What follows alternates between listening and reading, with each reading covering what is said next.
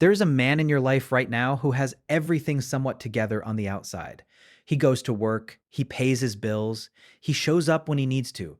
But if you ask him who he really talks to, who he actually opens up to about the things that keep him up at night, he will go quiet. Maybe he laughs it off. Maybe he changes the subject. Maybe he just says he is fine and leaves it at that. And the strange part is, he is not lying.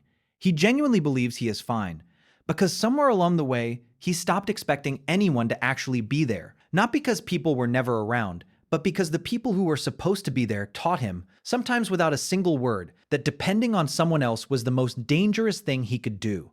This is not a video about men who are cold or difficult or emotionally unavailable in some simple, fixable way. This is about something much deeper. This is about what happens inside a man's mind when trust becomes something that feels less like a bridge and more like a trap. And if you are watching this right now, either you are that man or you love someone who is. Either way, stay with me, because what you are about to understand might change everything. Let us start by naming this correctly, because trust issues is one of those phrases that gets thrown around so casually that it has almost lost its meaning. In psychology, what we are actually talking about is something called chronic interpersonal mistrust. This is not a quirk or a preference.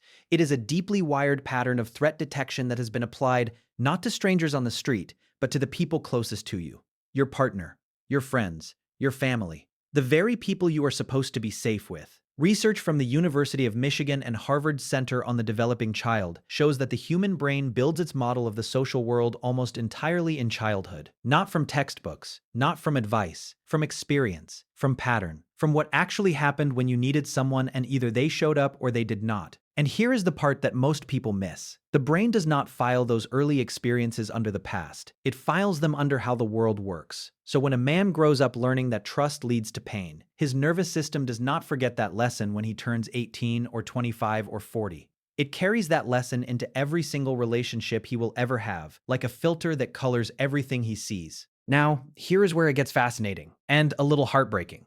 This did not happen because these men are broken. It happened because they were smart enough to adapt. Think about what it actually looks like to grow up in an environment where trust was repeatedly punished.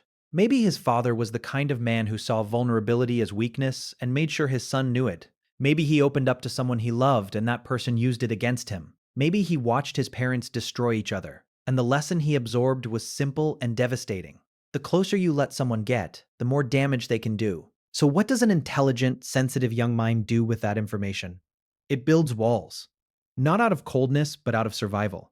It stops asking for help because asking and being denied hurts more than never asking at all. It stops sharing because sharing and being mocked or ignored closes something off inside you that is very hard to reopen. Over time, self-reliance stops being just a skill and starts being an identity. I do not need anyone becomes the story he tells himself. And eventually he tells it so many times that he believes it completely. Psychologists call this an avoidant attachment style.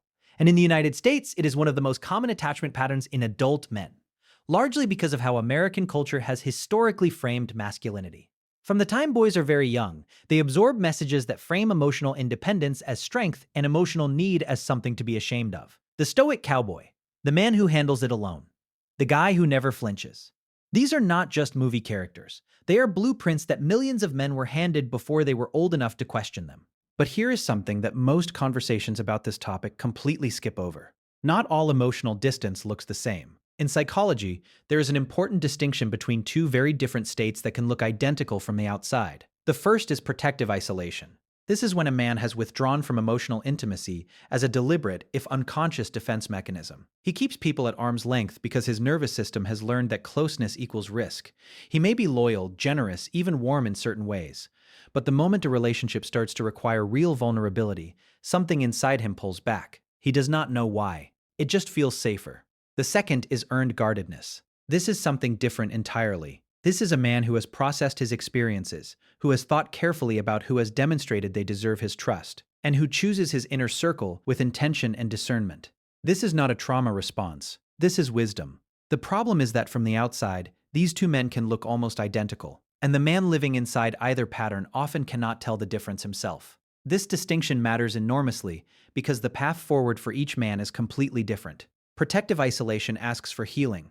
Earned guardedness asks for refinement, not repair. So why is it so hard to change, even when a man can see the pattern clearly, even when he wants to? This is the part that most self-help content glosses over, and it is also the part that is most important to understand. The brain runs on efficiency. It does not repeatedly rethink decisions that already have working answers. And for a man whose nervous system learned early that trust is dangerous, emotional self-protection is not a conscious choice he makes every morning. It is an automatic process running silently in the background, every single day, in every single relationship.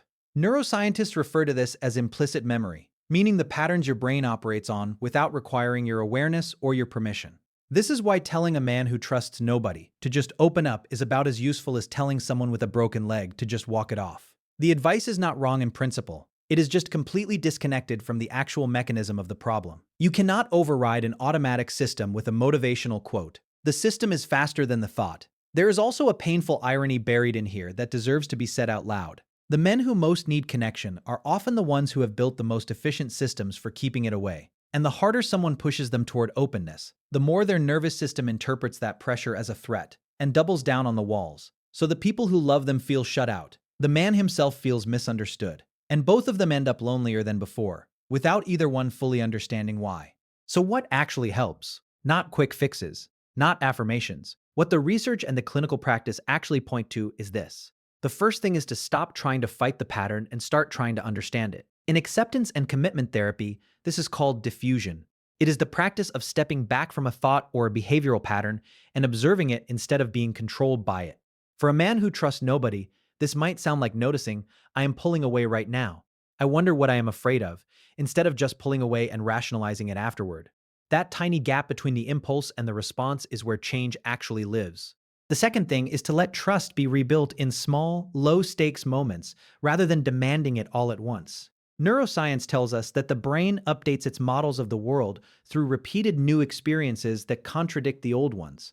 A man whose nervous system learned that vulnerability leads to pain does not heal by having one dramatic breakthrough conversation.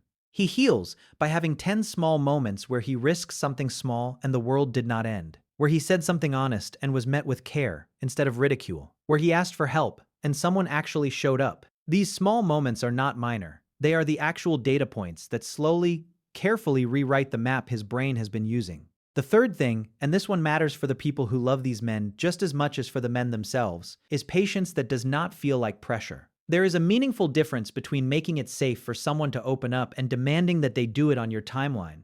One creates the conditions for healing. The other confirms every fear the man already had about what happens when he lets someone close. Here is the bigger truth underneath all of this. A man who trusts nobody is not a man who feels nothing. He is very often a man who feels everything and who learned a very long time ago that feeling everything in front of other people was not safe. The armor is not evidence of emptiness. It is evidence of a wound that never got the chance to properly heal. And the most important thing you can understand, whether you are this man or you love him, is that the goal is not to tear the walls down.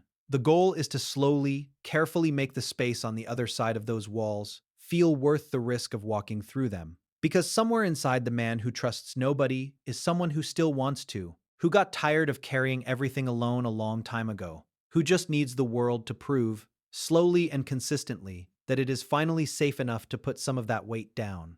That is where real change begins, not in a single moment, not in a single conversation, but in the quiet, steady accumulation of evidence that this time it might actually be different.